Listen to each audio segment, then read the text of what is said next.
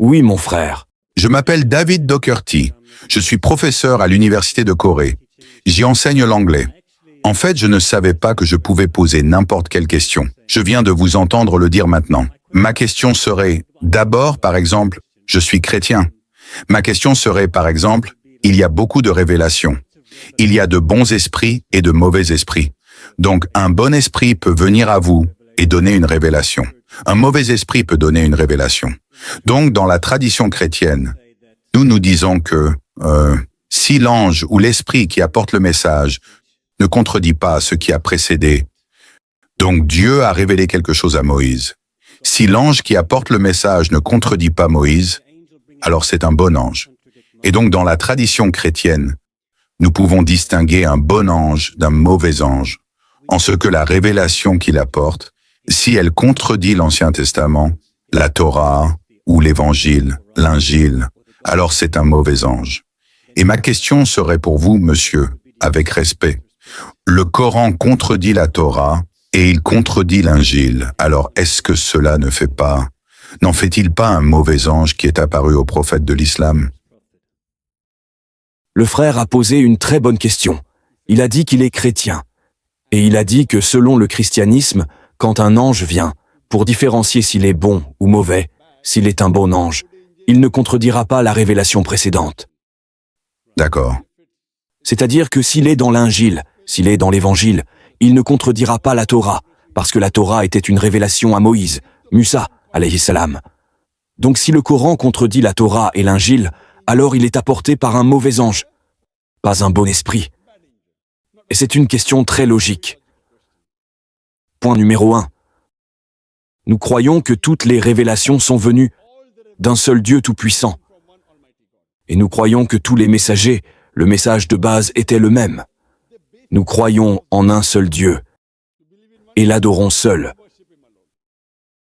Concernant la contradiction, ce que nous croyons par leur nom. Il y a 4 révélations données dans le Coran. Le Coran dit dans la sourate Ra'd, chapitre 13, verset 38. Le Coran dit « À chaque époque, nous avons envoyé une révélation. Par leur nom, 4 sont mentionnés dans le Coran. Torah, Zabour, Injil et le Coran. La Torah est le Wahi, la révélation donnée à Moïse, Musa, alayhi salam. Le Zabour est le Wahi, la révélation donnée à David, Daoud, alayhi salam. L'Injil est le Wahi, la révélation donnée à Jésus, Isa, alayhi salam. Et le Coran est la dernière et finale révélation, donnée au dernier et final messager, le prophète Muhammad, sallallahu alayhi wa sallam. Le Coran confirme donc que la Torah est une révélation de Dieu donnée à Moïse. Le Coran confirme que le Zabour est la révélation donnée à David, Daoud, alayhi salam. Le Coran confirme que l'Injil est le Wahi, la révélation donnée à Jésus, Isa, alayhi salam. Maintenant, le point à noter est, je suis un étudiant en religion comparée. Vous êtes professeur de langue anglaise, je crois. J'ai lu la Bible. La Bible n'est pas l'Injil auquel nous croyons. Nous croyons en l'Injil, le Wahi, qui a été donné à Jésus-Christ, Isa, alayhi salam. Mais nous ne croyons pas que la Bible actuelle soit le Wahi, l'Injil donné à Jésus-Christ, Isa, alayhi salam. Même les érudits chrétiens n'y croient pas. Ce que font les érudits chrétiens, c'est qu'ils ont divisé la Bible en 2 parties, l'Ancien Testament et le Nouveau Testament. L'Ancien Testament contient les 46 livres. Si c'est celui des catholiques. Si c'est celui des protestants, il contient 39 livres. Le Nouveau Testament contient 27 livres. N'est-ce pas?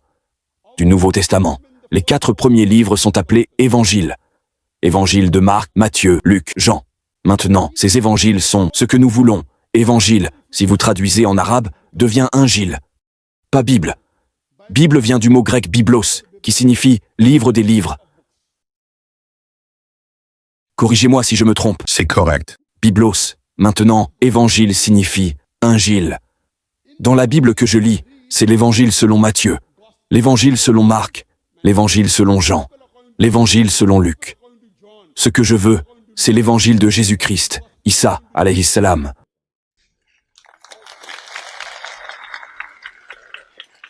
Aujourd'hui, aucun chrétien digne de ce nom ne m'a jamais apporté l'évangile de Jésus, Isa, alayhi salam. Les érudits ne savaient pas qui a écrit les évangiles. Ce n'est donc pas l'évangile de Matthieu, c'est l'évangile selon Matthieu. En arabe, nous disons Injil Matthius, Injil Marcus, Injil Lucas, Injil Yohanna. Ce que nous voulons, c'est Injil Issa. Nous croyons au prophète Jésus, Issa, alayhi salam, comme messager de Dieu. L'islam est la seule foi non chrétienne qui fait de la croyance en Jésus-Christ, Issa, alayhi salam, un article de foi. Donc si vous obtenez l'injil original, il ne contredira jamais. Ce que vous avez aujourd'hui, selon les érudits chrétiens, c'est un mélange de la parole de Dieu et de la parole des prophètes, et de la parole des historiens. Je suis désolé de le dire. Même de la pornographie s'y trouve. Je mets au défi n'importe quel chrétien de lire en public, s'ils peuvent lire certains textes de la Bible, qui ne sont rien d'autre que de la pornographie. Je ne peux pas le lire. Même si vous me donnez $1 million, je ne peux pas lire certains passages de la Bible en public. Pourquoi? Parce que c'est de la pornographie. Cela ne peut pas être la parole de Dieu. La Bible dit que Lut, alayhi salam, qu'il a eu des relations sexuelles avec sa fille. Comment puis-je y croire? Comment puis-je croire que le prophète de Dieu commette l'inceste? Donc, ce que je dis, le Coran et le Furqan, c'est le critère pour juger le bien du mal. Tout ce qui correspond au Coran, je n'ai aucune objection à accepter cette partie de la Bible comme étant la parole de Dieu. Ce qui contredit le Coran, je dis que cela ne peut pas être la parole de Dieu. Je ne peux pas accepter que mon prophète, le prophète Lut, alayhi salam, puisse commettre la zina, puisse commettre l'inceste avec sa fille. Donc, ce que je crois, c'est que nous n'avons pas l'injil original. Le Coran ne contredira pas l'injil donné à Jésus-Christ, Issa, alayhi salam. C'est la raison pour laquelle il est appelé le Furqan. Il a été révélé que les anciennes révélations qui sont arrivées étaient pas destinées seulement à ces personnes, à ce moment-là. La Bible n'était pas destinée à l'ensemble de l'humanité. Jésus-Christ a dit, il est mentionné dans l'évangile de Matthieu, chapitre 10, versets 5 et 6. Et à tous ses disciples, n'allez pas sur le chemin des gentils, allez plutôt vers les brebis perdues de la maison d'Israël. N'allez pas chez les non-juifs, les gentils sont les non-juifs. N'allez pas chez les musulmans, n'allez pas chez les hindous, allez uniquement chez les bannis Israël, les enfants d'Israël. C'est mentionné dans l'évangile de Matthieu, chapitre 15, verset 24. Je n'ai été envoyé qu'aux brebis perdues de la maison d'Israël. Donc Jésus-Christ, Issa, alayhi salam, est envoyé comme messager unique pour les Juifs. L'évangile a été révélé uniquement pour ces personnes. Tous les messagers qui sont arrivés avant étaient envoyés uniquement pour ces personnes à ce moment-là. Toutes les révélations qui sont arrivées avant étaient envoyées pour un groupe spécifique de personnes et pour une période spécifique. Voilà pourquoi Dieu Tout-Puissant ne jugeait pas utile de le préserver. Il n'a pas jugé utile de le préserver parce que c'était temporaire, mais le Coran parce que c'est le dernier et ultime message donné au dernier et ultime messager, le prophète Muhammad, sallallahu alayhi wa sallam. Il a été envoyé non seulement pour les musulmans ou les arabes, il a été envoyé pour toute l'humanité. C'est mentionné dans la sourate Ibrahim, verset 1, en sourate Ibrahim, verset 52, et c'est mentionné dans la sourate Baqara, verset 185, et dans la sourate Az-Zumar, verset 41, que le Coran a été révélé pour toute l'humanité. Et Dieu Tout-Puissant dit dans la sourate Al-Hijr, verset 9, « Nous avons révélé le Coran, et nous le garderons de la corruption. » Alors Dieu Tout-Puissant s'en est chargé lui-même, que parce que c'est la dernière et ultime révélation, je la protégerai. C'est la raison pour laquelle ceci est le Furqan, le critère selon lequel il a été demandé de juger la portion des autres écritures, juste ou erronée. Donc, c'est la raison pour laquelle cela ne contredira jamais la révélation originale. La version présente est un mélange. Oh, puis-je lire quelque chose du Coran? Bien sûr. C'est dans la sourate 5 et verset 68. Sourate 5. Merci beaucoup. Merci.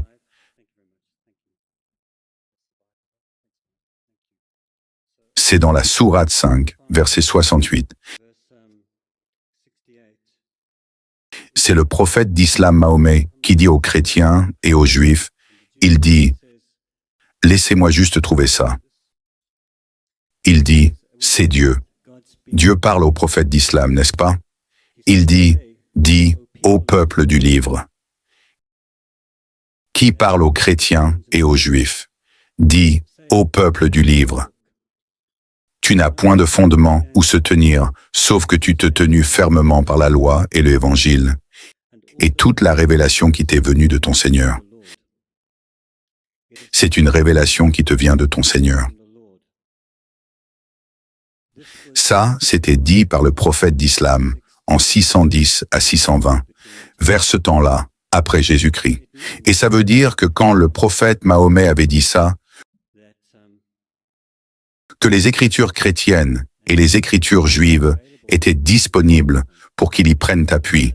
Parce qu'autrement, pourquoi le prophète d'islam, Mahomet, aurait dit aux chrétiens et aux juifs, « Ô peuple du livre, tu n'as point de fondement où se tenir ferme sur la loi, l'évangile et toutes les révélations qui vous sont venues. » Ça signifie qu'au temps du prophète Mahomet, 610 après Jésus-Christ, les écritures chrétiennes et les écritures juives étaient disponibles pour que les juifs et les chrétiens s'y tiennent fermement. Sinon, le prophète Mahomet n'aurait pas dit « Va et tiens ferme sur ces écrits ». Il a bien posé sa question. Et on a des Bibles qui datent de bien avant l'an 610 après Jésus-Christ. On a des Bibles de... Je suis conscient de ça. Je suis étudiante en christianisme aussi. Et vous avez posé une très bonne question. Oui, J'ai bien compris votre question. Que le Coran dit, pourquoi les chrétiens ne se tiennent pas aux écrits? Correct? Donc ça veut dire que selon votre logique, ça veut dire qu'il y avait l'Injil et la Torah au temps du prophète Muhammad, sallallahu alayhi wa sallam. Donc, j'ai bien compris votre avis. Maintenant, je vais répondre à ça. Maintenant, vous ne pouvez pas prendre qu'un seul verset du Coran et dire, il faut lire tout le Coran comme un tout. Correct? Donc, si vous prenez un verset du Coran, frère, me pouvez-vous entendre? oui, je peux vous entendre. Si vous lisez et si vous entendez, vous ne pouvez pas vous concentrer. Vous êtes un professeur. Je suis un médecin. Vous pouvez lire et entendre, mais vous ne pouvez pas vous concentrer sur ma réponse. Si vous voulez lire, vous lisez. Et ensuite, je dirai ma réponse. Concentrez-vous sur ma réponse. Alors vous comprendrez et apprécierez ma réponse. Vous savez que le Coran est aussi appelé Furqan, ce que je vous ai dit plus tôt, qui est le critère pour juger ce qui est juste ou erroné. Ensuite, si vous lisez les dires du prophète, dans Sahih Bukhari, ça dit « Tout ce qui est dans la Bible et la Torah, si cela correspond au Coran, nous l'acceptons. Ce qui y est contre, nous le rejetons. Ce qui ne correspond pas et n'y est pas contre, c'est peut-être juste ou peut-être erroné. Donc, ça veut dire que s'il me faut vous dire que je choisis un certain passage de la Bible qui correspond au Coran et que je dis « Permettez-nous de suivre ce qui est commun », le Coran dit même dans Sourate Al-Imran, verset 64. قل يا أهل الكتاب Le même Ahl al-Kitab قل يا أهل الكتاب dit aux gens du livre تعالوا إلى كلمة سواء بيننا وبينكم « Venez à une parole commune entre nous et vous ». Quel est le premier terme? ألا نعبد إلا الله Nous n'adorons nul autre qu'Allah ولا نشرك به شيئا et n'associons aucun partenaire avec, ولا يتخذ بعضنا بعضا أربابا من دون الله que l'on n'érige pas parmi nous-mêmes, seigneurs et maîtres, personne d'autre qu'Allah. فإن تولوا S'ils se détournent, فقولوا اشهدوا dites soyez témoins بأننا مسلمون que nous sommes musulmans, soumettant notre volonté à Allah subhanahu wa ta'ala. Ici, le Coran dit, dites aux juifs et aux chrétiens, parvenez à des termes communs entre ce qui est entre vous et moi. Ça veut dire que le prophète savait que le livre que vous tenez était corrompu, mais il contenait toujours les versets de Dieu. Nulle part dans le Coran, ça ne dit que le texte complet que vous tenez. C'est la parole de Dieu. Le wahi original était la parole de Dieu. Mais le livre que vous avez, parce que si vous écoutez les érudits du christianisme, ils disent que quand Jésus-Christ, Isa alayhi salam, est arrivé sur terre, pas un seul mot de la Bible n'a été écrit. Le plus tôt, c'est 70 ans après sa mort, et on le sait. Donc, quoi qu'il y ait de commun, si ça correspond au Coran, nous sommes d'accord pour qu'il soit la parole de Dieu. Donc, si je vous dis, vous croyez que la Bible est la parole de Dieu, moi, je crois que le Coran est la parole de Dieu. Permettez-nous d'y adhérer, de suivre ce qui va arriver. Si nous sommes d'accord sur ce qui est commun, ce qui est différent, nous en discuterons demain, n'est-ce pas? Donc ce qui est commun dans la Bible et le Coran, si vous le suivez, même vous serez d'accord que c'est la parole de Dieu, même moi je serai d'accord que c'est la parole de Dieu. Juste ou faux, c'est donc ce que le Coran dit. Venez à une parole commune, au moins ce qui est commun, mettons-nous d'accord pour le suivre. Si vous croyez en 10 choses, je crois en 10 choses. Sur ces 10 choses, 5 sont communes et 5 sont différentes. Alors mettons-nous d'accord pour suivre au moins ces 5 choses. C'est ce que dit le Coran. Même ces choses qui sont les 5 communes, vous ne les suivez pas. Alors comment pouvez-vous vous appeler chrétien? Correct? Maintenant, je veux vous poser une question. Croyez-vous que Jésus est Dieu? Oui, D'accord, je vais vous dire que l'islam est la seule foi non chrétienne qui fait de la croyance en Jésus-Christ, Isa, alayhi salam, un article de foi.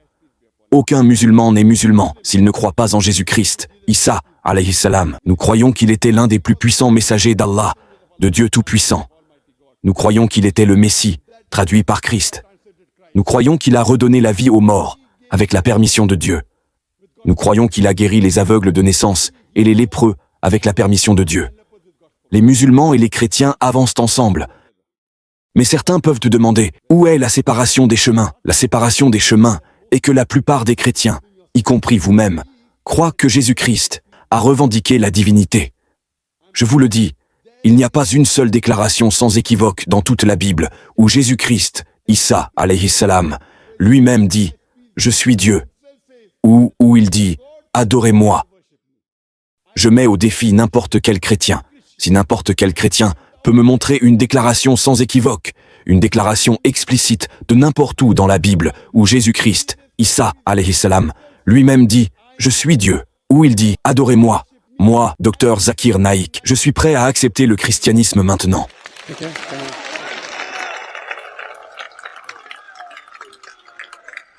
Puis-je lire ceci? Je ne parle pas au nom de mes autres frères et sœurs musulmans. Oui, oui.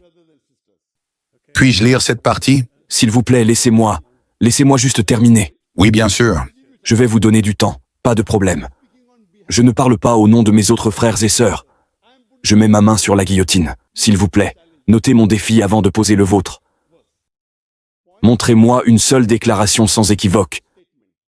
Je sais que vous êtes professeur d'anglais et que votre anglais est meilleur que le mien. Montrez-moi une seule déclaration explicite de n'importe où dans la Bible où Jésus-Christ, Isa alayhi salam, lui-même dit « Je suis Dieu » ou où il dit « Adorez-moi ».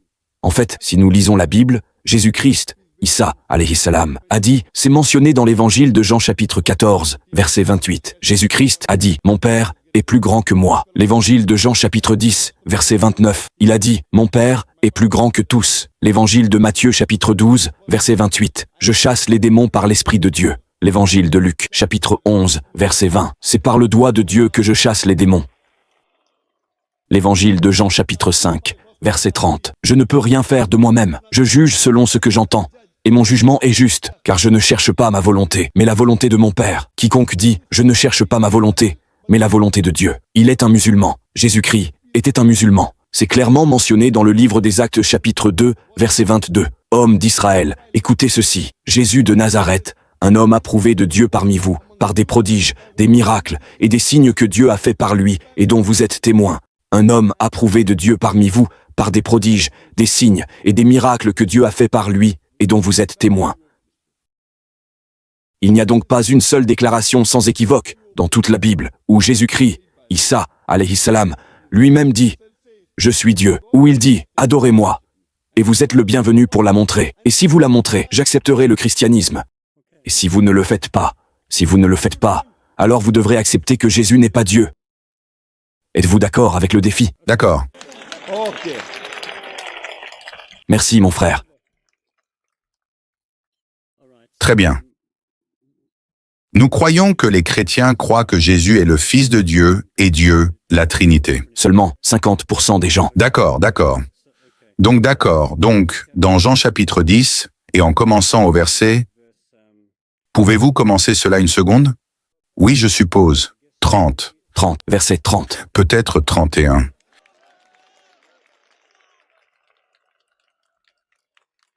Évangile de Jean chapitre 10, verset 30. Moi et mon Père, nous sommes un. C'est une bonne citation, mais je lis à partir du chapitre de Jean. Vous avez la Bible, je lis de tête. C'est bien. Oui, ça en fait. Merci beaucoup. Merci. Je vous aide, mon frère. Merci beaucoup. Je lis à partir de Jean chapitre 10, verset 34. Et il est dit que Jésus, donc tout d'abord verset 33, les Juifs voulaient lapider Jésus, n'est-ce pas? Voici ce qu'il est dit au verset 33. Les Juifs disent, d'accord. D'abord au verset 31, Jésus dit, et de nouveau les Juifs prirent des pierres pour le lapider. Les Juifs prirent des pierres pour lapider Jésus. Verset 31. Et de nouveau les Juifs prirent des pierres pour le lapider, mais Jésus leur dit, je vous ai montré beaucoup de grands miracles de la part du Père. Pour lequel de ceux-ci me lapidez-vous? Qu'en est-il de celui que le Père a mis à part comme sien et a envoyé dans le monde? Pourquoi alors m'accusez-vous de blasphème parce que j'ai dit que je suis le Fils de Dieu? Qu'est-ce que ça veut dire? Dites-moi. Donc Jésus a dit, je suis le Fils de Dieu. Très clair. Vous avez très bien cité. Ça prouve très bien mon point. D'accord, d'accord. Ne me croyez pas si je ne fais pas ce que mon Père fait. Mais si je le fais, même si vous ne me croyez pas, croyez au miracle afin que vous puissiez savoir et comprendre que le Père est en moi et moi dans le Père. Donc là, Jésus dit, je suis le Fils de Dieu. Et les Juifs, ils ont compris de lui qu'il prétendait être Dieu. Donc c'est un texte qui me montre que Jésus a clairement revendiqué la divinité. Donc, tout d'abord, point numéro 1, ce n'est pas une déclaration sans équivoque. Ce n'est pas du tout une déclaration explicite. Mais il a dit, je suis le Fils de Dieu. Fils de Dieu ne veut pas dire Dieu. Vous savez, Dieu a des fils à l'appel dans la Bible. Adam est fils de Dieu, David est fils de Dieu, Éphraïm est fils de Dieu, selon Romains chapitre 8.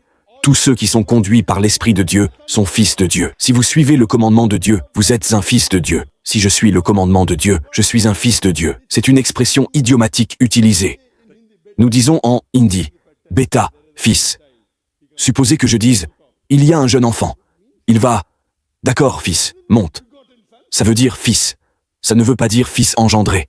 Ça veut dire fils. Donc Dieu a des fils à l'appel. Romains chapitre 8 dit, verset 14, tous ceux qui sont conduits par l'Esprit de Dieu sont fils de Dieu. Si vous êtes conduits par l'Esprit de Dieu, si vous suivez le commandement de Dieu selon la Bible, vous êtes un fils de Dieu. Si je suis le commandement de Dieu, je suis un fils de Dieu. Je sais très bien que Jésus-Christ, Issa, alayhi salam, était un messager de Dieu. Il devrait sûrement être appelé le Fils de Dieu.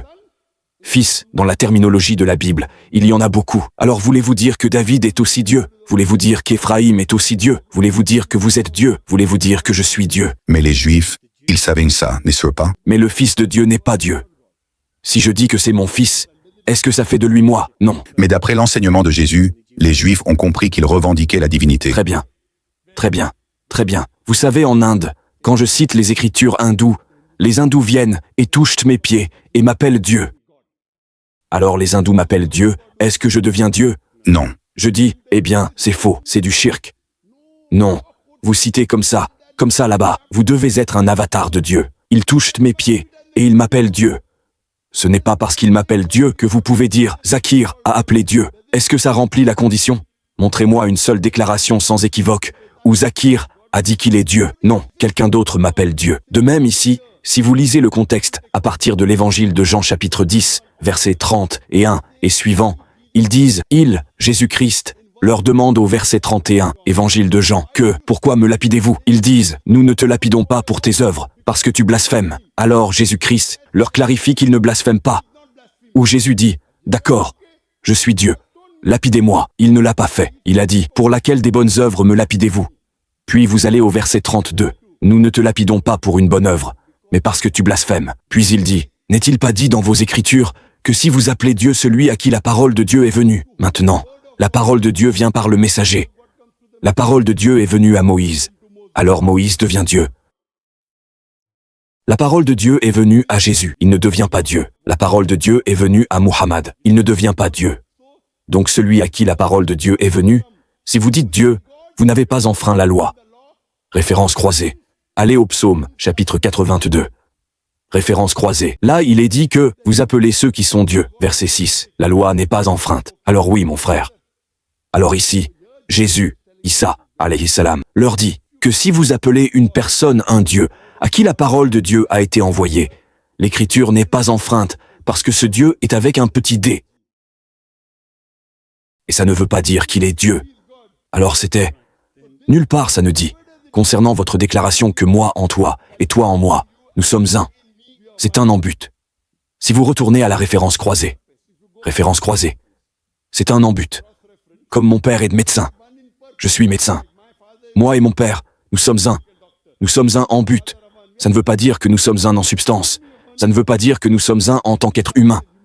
Nulle part ça ne le dit. En fait, Jésus-Christ, s'il pensait qu'il était Dieu, il aurait dû dire « Oui, je suis Dieu, lapidez-moi », parce qu'un Dieu ne peut pas être blessé par la lapidation, n'est-ce pas? Donc si les Juifs l'appellent Dieu, il dit « Très bien, vous m'avez bien compris, je suis Dieu ». Il dit « Non, pour laquelle des bonnes œuvres me lapidez-vous » Ils disent nous ne te lapidons pas pour une bonne œuvre, nous te lapidons parce que tu blasphèmes. Puis il dit, je ne blasphème pas, parce que si celui à qui la parole de Dieu est venue, si vous l'appelez Dieu, cela signifie qu'il essaie de leur prouver qu'il n'est pas Dieu. Il est un messager de Dieu. Ce que votre écriture dit, c'est la même chose que ce que je dis. Très bien. D'accord. Deuxième essai, pas de problème. Très bien. Très bien. Alors le premier essai prouve que Jésus est le messager de Dieu. N'est-ce pas? Très bien. Quand les hindous sont venus et ont embrassé vos pieds et ont dit que vous étiez Dieu, qu'avez-vous dit? J'ai dit que c'est du shirk, du blasphème. D'accord. Parce que vous êtes bon. Jésus est meilleur que moi. D'accord. Jésus est meilleur que moi. Et Jésus-Christ, Issa, alayhi salam, a dit dans l'évangile de Matthieu chapitre 19, versets 16 et 17, quand un homme vient et dit à Jésus-Christ, Issa, alayhi salam, frère, si vous écoutez, quand un homme vient et dit à Jésus-Christ, bon maître, quelle bonne chose dois-je faire pour entrer dans la vie éternelle? Jésus-Christ, Issa, alayhi salam, a dit, ne m'appelle pas bon, laissez de côté Dieu. Jésus-Christ est 1 million de fois meilleur que moi. 1 million de fois.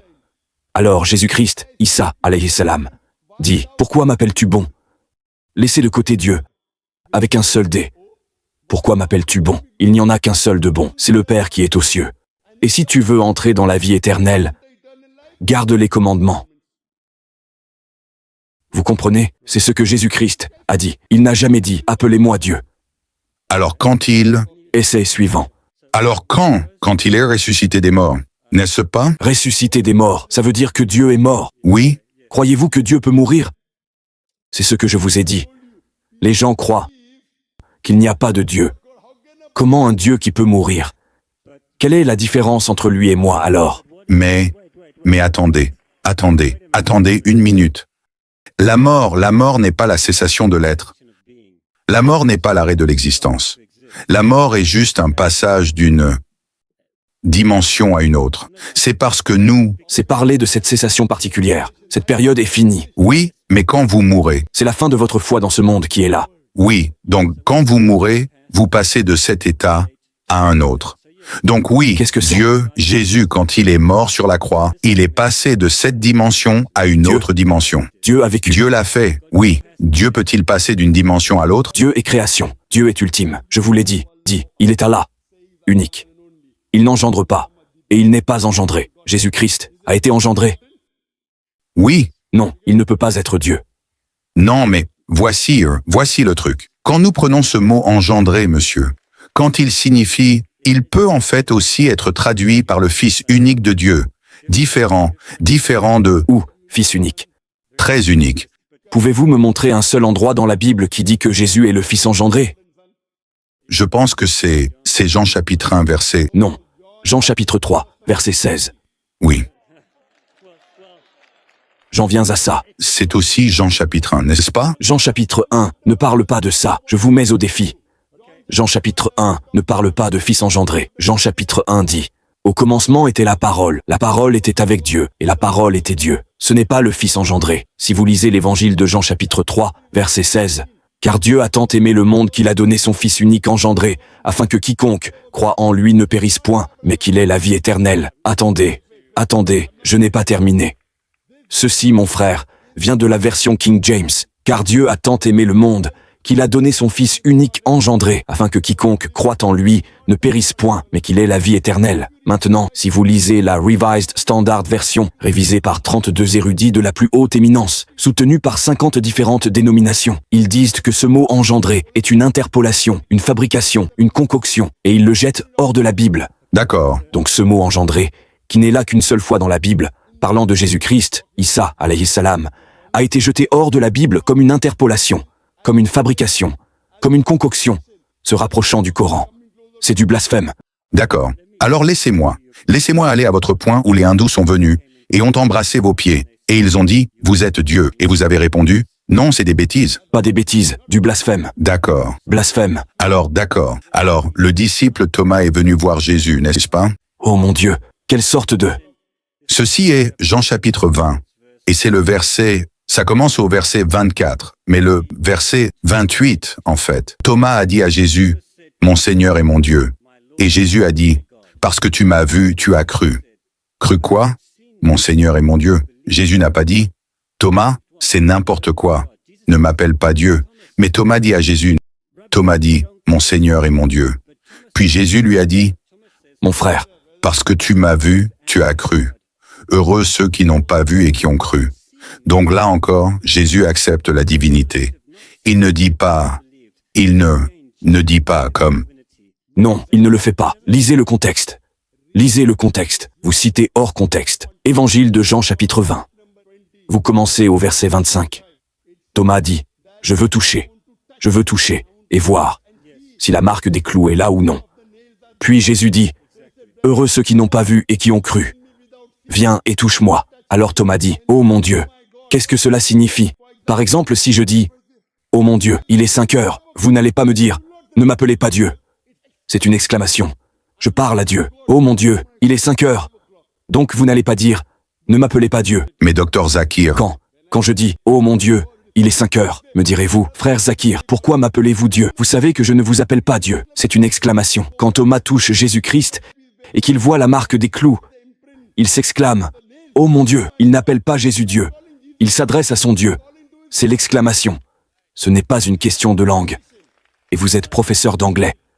Si je dis, oh mon Dieu, cela ne veut pas dire que je vous appelle Dieu. c'est prendre le nom de Dieu en vain. Non, c'est pas prendre le nom de Dieu en vain.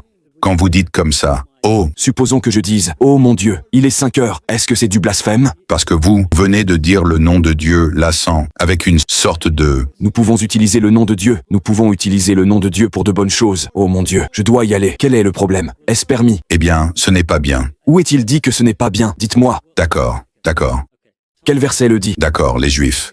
Les Juifs, quand ils arrivent au nom de Dieu dans la Bible, ils ne le prononcent pas, n'est-ce pas? Ils diront Hachem.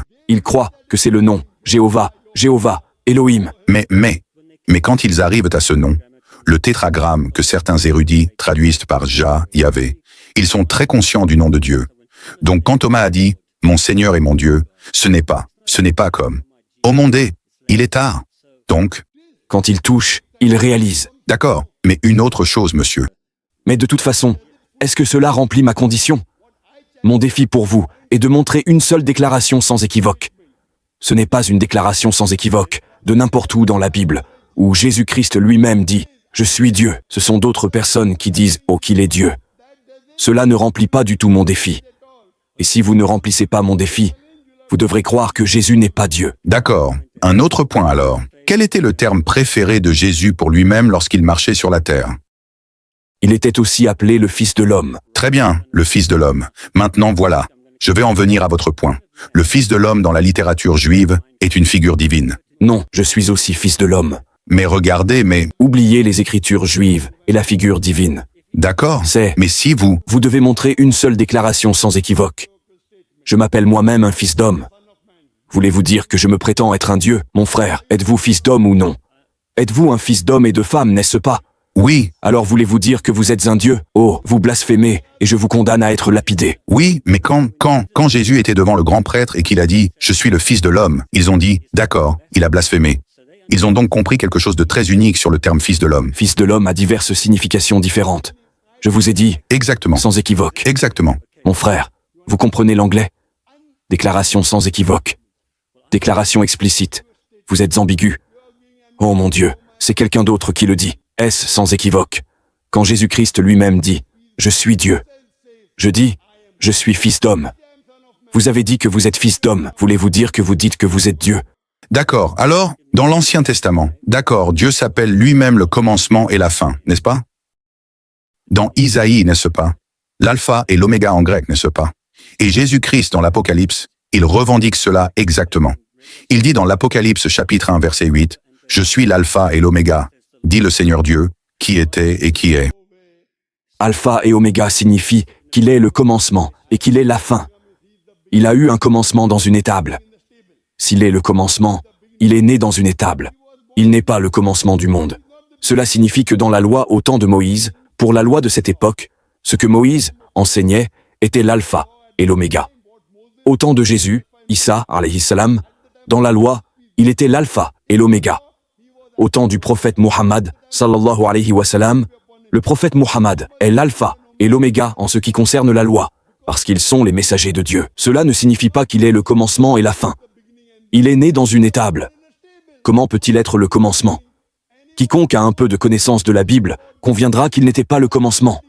Il y avait beaucoup de gens avant lui. Il n'était pas le commencement.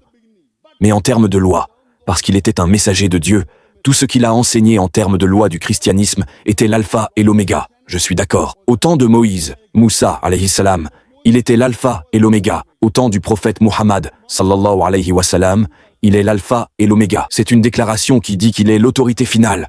Très bien, monsieur. Croiriez-vous que les paroles d'un prophète et ses actions, qu'elles sont toutes deux, si un prophète a de mauvaises actions, comme des actions immorales, ce n'est pas un bon signe, n'est-ce pas? Les actions d'un prophète, son enseignement, sa vie doit étayer ses paroles, n'est-ce pas? Alors quand Matthieu, quand Thomas est venu et a dit à Jésus, « Mon Seigneur et mon Dieu », si Jésus n'était pas Dieu et qu'il ne voulait pas que les gens tombent dans l'erreur, parce que Jésus saurait que les gens vont entendre ce que Matthieu a dit, « Mon Seigneur et mon Dieu ». Alors, si attendez. Alors Jésus aurait dit, « Thomas, ne m'appelle pas mon Dieu. Qu'est-ce que tu fais ?»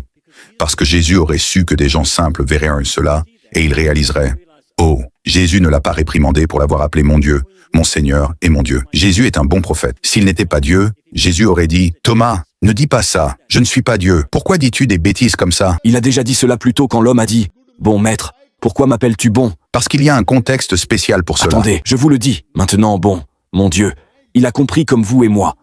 Quand je vous dis, « Oh mon Dieu », il a dit, « Vous ne direz pas pourquoi vous m'appelez Dieu. » Vous avez dit cela. Pensez-vous donc que Jésus est moins intelligent que vous?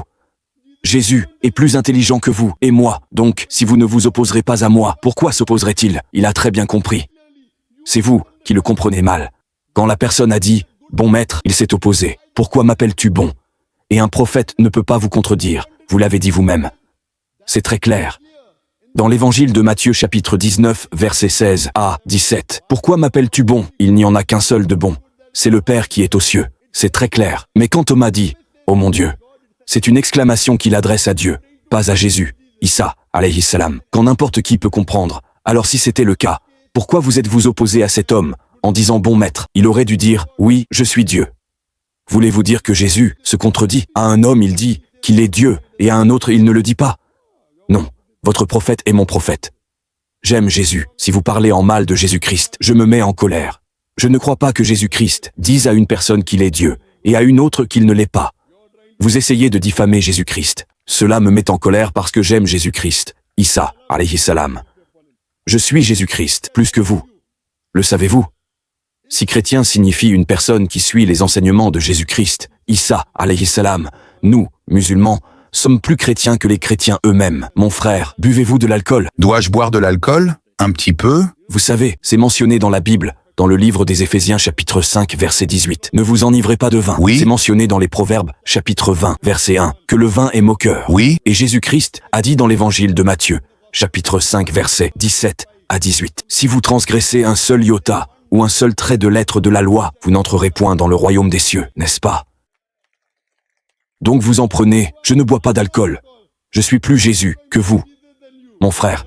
Mais mangez-vous du porc? Oui. Un petit peu, ou beaucoup de porc.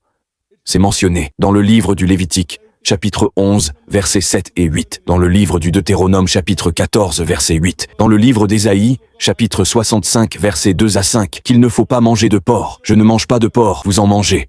Donc si chrétien signifie une personne qui suit les enseignements de Jésus-Christ, Issa, alayhi salam, nous, musulmans, sommes plus chrétiens que les chrétiens eux-mêmes. Mon frère, êtes-vous circoncis? Non. Jésus-Christ, dans l'évangile de Luc, a été circoncis le 8e jour.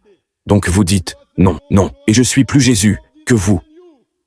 Donc si chrétien signifie une personne qui suit les enseignements de Jésus-Christ, Issa, alayhi salam, nous, musulmans, sommes plus chrétiens que les chrétiens eux-mêmes. Mais Jésus-Christ a aussi dit dans l'évangile de Jean chapitre 16, versets 12 à 14. J'ai encore beaucoup de choses à vous dire, mais vous ne pouvez pas les supporter maintenant, car lorsque l'Esprit de vérité sera venu, il vous guidera dans toute la vérité. Il ne parlera pas de lui-même, mais il dira tout ce qu'il aura entendu. Il me glorifiera. Ici, Jésus-Christ parle du prophète Muhammad, sallallahu alayhi wa sallam. Croyez-vous que le prophète Muhammad est un messager de Dieu? Non, monsieur. Je crois. Donc, je suis plus les enseignements de Jésus-Christ que vous. Parce que j'aime Jésus-Christ Issa, alayhi salam. Vous ne l'aimez pas. Vous voulez aller contre lui. Il vous dit que même si vous transgressez un seul iota ou un seul trait de lettre, vous n'entrerez pas au paradis. Voulez-vous aller au paradis?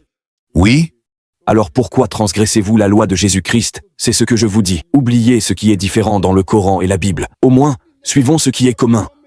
La Bible dit de ne pas manger de porc. Le Coran dit de ne pas en manger. Ne mangez pas de porc. La Bible dit de ne pas boire d'alcool. Le Coran dit de ne pas en boire. Ne buvez pas d'alcool. La Bible dit de vous faire circoncire. Notre hadith dit la circoncision. Mettons-nous donc au moins d'accord sur ce qui est commun. Vous parlez des Écritures. Vous parlez de la Bible. Alors pourquoi ne les suivez-vous pas? Montrez-moi un seul verset dans le Coran que je ne suis pas et je commencerai à le suivre. Un seul verset. Un seul verset que vous sortez. Chapitre, un tel, verset un tel. Je crois que je suis le Coran. Il se peut que je fasse quelque chose de mal. Montrez-moi un verset. Docteur Zakir, le Coran dit dans le chapitre un tel, verset un tel, si vous le faites, arrêtez. J'arrêterai. Si vous ne le faites pas, faites-le. Je le ferai parce que je crois que le Coran est la parole de Dieu. Je le mets en pratique. Vous ne suivez pas tant que ça la Bible.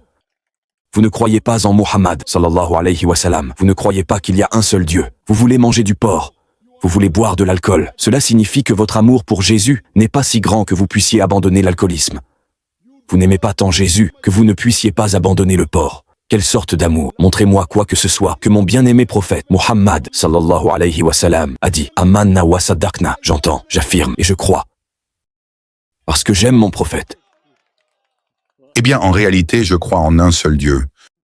Juste un seul Dieu, Un seul Dieu. éternellement existant en trois personnes. Trois personnes. D'où cela? En trois personnes Vous distinctes. parlez de la Trinité? Oui, laissez-moi lire ce verset. Attendez, la Trinité? Oui, c'est vrai, Montrez-moi n'importe où dans la Bible. Le mot Trinité n'existe pas dans la Bible. c'est vrai, Le mot Trinité n'existe pas dans la Bible. c'est vrai. Mais il existe dans le Coran. Le saviez-vous? Oui, oui, je sais. Le saviez-vous? C'est écrit dans le Coran. Ne dites pas Trinité, ce sera meilleur pour vous. Sourate An-Nisa, chapitre 4, verset 171. ولا تقولوا ثلاثة Ne dites pas Trinité. انتوا خير لكم. Arrêtez, ce sera meilleur pour vous. Oui, Vous suivez cela? Le mot Trinité n'existe pas dans la Bible. mais laissez-moi vous montrer, laissez-moi lire ceci. C'est dans l'Ancien Testament, d'accord? Et c'est là que les chrétiens trouvent la Trinité. Et ailleurs aussi, mais en voici un. C'est Ésaïe 9, verset 6. Frère, nous allons vous donner une chance. D'abord, savez-vous qui nous sommes? À parler depuis peut-être une demi-heure. Oui, c'est vrai. Vous n'avez pas encore prouvé une seule déclaration claire dans toute la Bible où Jésus-Christ, paix sur lui, a dit lui-même qu'il est Dieu, ou bien où il dit « Adorez-moi ». Êtes-vous prêt à accepter que Jésus n'est pas Dieu, mais messager de Dieu? Puis-je lire un verset pour vous? Un seul? Juste un seul? Après ce verset, accepterez-vous que Jésus n'est pas Dieu? نعم. Vous ne voulez pas croire que Jésus n'est pas Dieu. Vous ne voulez pas le suivre. Quel genre de chrétien êtes-vous? Mais, Non, je veux savoir. Vous dites que Jésus est Dieu. oui, Je dis qu'il n'est pas Dieu. oui, Pourtant, vous ne voulez pas suivre son enseignement. Moi, je veux suivre son enseignement. Alors qui aime Jésus le plus? Vous ou moi? Qui est un vrai disciple de Jésus-Christ? Soyons honnêtes. Soyons honnêtes. Qui suit Jésus-Christ, paix sur lui, le plus? eh bien, je crois qu'il est Dieu. Je crois qu'il a enseigné qu'il était Dieu, donc. D'accord. Donc quand il n'a pas dit qu'il est Dieu, il a dit « Ne m'appelez pas bon ». Et pourtant vous croyez qu'il est Dieu. Donc si quelqu'un croit que je suis Dieu, est-ce que cela veut dire qu'il m'aime? Oui, mais monsieur, Il me trahit. Si cet hindou m'appelle Dieu, Jésus a dit, il n'y a de bon que Dieu, n'est-ce pas? mais le Père dans le ciel. Pas lui, le Père dans le ciel. Alors Abraham était-il bon? Dans ce contexte, il n'y a qu'un seul bon selon Jésus-Christ. Paix sur lui. D'accord. Donc Jésus, Bon maître, le bien ultime c'est seulement Dieu. d'accord. Donc là, il y a un grand contexte autour de ce verset. Il y a beaucoup de choses, vraiment beaucoup. Mais ce verset dans le... Mais je vous pose la question. Que vous croyez qu'il soit Dieu ou messager, pourquoi ne le suivez-vous pas? Eh bien, je crois qu'il est à la fois prophète et Dieu. Mais pourquoi ne le suivez-vous pas? Eh bien, j'essaye, Je ne crois pas qu'il soit. Pourquoi ne le suivez-vous pas? j'essaye de le suivre. Cela veut dire que vous aimez le porc plus que Jésus. Vous aimez l'alcool plus que Jésus. Vous aimez le porc plus que Jésus. Quel genre de chrétien êtes-vous? Eh bien, pour l'alcool, Pourquoi ne venez-vous pas de mon côté alors? Je suis un meilleur chrétien que vous. eh bien, peut-être que vous l'êtes. Oui. Donc j'irai au paradis. et vous non. Et je vous aime, mon frère. Je vous aime, et je veux que vous veniez avec moi au paradis. Eh bien, monsieur, laissez-moi vous poser une question. Comment savez-vous que vous irez au paradis? Parce que si je suis les Écritures, si je suis la parole de Dieu, j'irai au paradis. Si je ne les suis pas, Si vous mouriez aujourd'hui, monsieur, que Dieu vous en préserve, mais si vous mouriez aujourd'hui, iriez-vous au paradis tout de suite? Inch'Allah. Vous ne savez pas. Inch'Allah. Vous ne savez pas. Moi, je sais. Si je meurs aujourd'hui, je sais que j'irai au paradis. Je sais que j'irai. Pourquoi? Parce que je sais que j'irai au paradis. Parce que tous mes péchés ont été pris par Jésus sur la croix. Alors je peux dire à Dieu, Dieu, ton Fils a pris toute ma punition, et je peux être sûr. Dieu n'a pas de fils. Vous rabaissez Dieu en disant qu'il a un fils. Mon Dieu n'a pas de fils. Il n'engendre pas. Mon Dieu est supérieur. Il n'a pas besoin d'un fils. Et votre Dieu et mon Dieu est le même. Vous rabaissez Dieu. Et pourquoi Dieu tuerait-il son fils pour vous et moi? Absurde. Parce qu'il vous aime, il vous aime. Imaginez qu'il y ait un patron d'entreprise et qu'il dise à ses employés « Bon, maintenant je tue mon fils pour tous les employés. Croyez que j'ai tué mon fils pour vous, et vous irez au paradis. » Absurde. Avez-vous déjà vu un patron dire cela? Dieu n'est pas insensé. Voulez-vous faire de Dieu un insensé? Dieu n'est pas insensé. Absurde qu'il égorge son fils et vous dise « Croyez que mon fils est mort. » Pourquoi Dieu égorgerait-il son fils? D'abord, Dieu n'a pas de fils. Et pourquoi devrait-il tuer son fils? Le Coran dit dans Sourate An-Nisa, chapitre 4, verset 40. Dieu n'est jamais injuste, fût-ce du poids d'un atome. Un tel Dieu injuste qui tue son fils innocent. Croyez-vous que Dieu est en colère contre le péché? Dieu, je vous dis que Dieu n'est pas injuste. Ne passez pas à une deuxième question. En colère. Attendez, d'abord, ne sautez pas à la deuxième ou troisième question, frère. Sinon, on continuera toute la nuit. À quoi bon? Vous n'avez pas encore prouvé que Jésus est Dieu. Et vous m'avez dit que si vous ne pouvez pas prouver, vous croirez qu'il n'est pas Dieu. Puis-je lire un verset du Testament? Alors, cela prouvera que Jésus est Dieu. Si je peux lire juste un verset Et du... si cela ne prouve pas, accepterez-vous que Jésus n'est pas Dieu? Eh bien, si cela ne le Parce que prouve même pas... croire par aveuglement, si vous croyez aveuglément, et si vous croyez aveuglément, pourquoi perdez-vous mon temps comme quelqu'un qui dit 2 plus 2 font 5? D'accord, si cela ne le prouve pas... Vous me prouvez n'importe quoi, et je croirai encore que 2 plus 2 font 5. Alors pourquoi devrais-je perdre mon temps? Il y a d'autres personnes qui posent des questions, et qui attendent. Frère, ai-je été gentil avec vous? N'ai-je pas été gentil avec Un vous? seul verset, un seul, juste un. Et si cela ne prouve pas que Jésus est Dieu, je ne croirai pas qu'il est Dieu. D'accord. C'est Ésaïe chapitre 9 verset 6, n'est-ce pas? Cela dit ceci. D'accord, c'est Ésaïe le prophète. Mais c'est le prophète Ésaïe. Cela n'est pas la parole de Jésus. Il dit, car un enfant nous est né, un fils nous est donné. La souveraineté reposera sur ses épaules. On l'appellera admirable conseiller, Dieu puissant, Père éternel, Prince de la paix. Cet enfant, ce fils sera appelé Dieu puissant, dit Ésaïe. Où est-il écrit que c'est Jésus? Où est-ce écrit? Le fils qui est né, Vous perdez votre temps. Je vous ai demandé une déclaration claire de toute la Bible, où Jésus-Christ, paix sur lui, dit lui-même, non, ce ne sont pas les paroles de Jésus. Ésaïe, ce ne sont pas les paroles de Jésus. Vous ne connaissez même pas bien votre Bible. Ésaïe ne peut pas être les paroles de Jésus-Christ, paix sur lui. c'est un prophète pourtant, Mais est-ce la parole de Jésus? c'est la parole de Dieu. Et comme j'ai dit, un fils sera donné. La Bible entière, Jésus-Christ, paix sur lui, n'a parlé que quelques pages.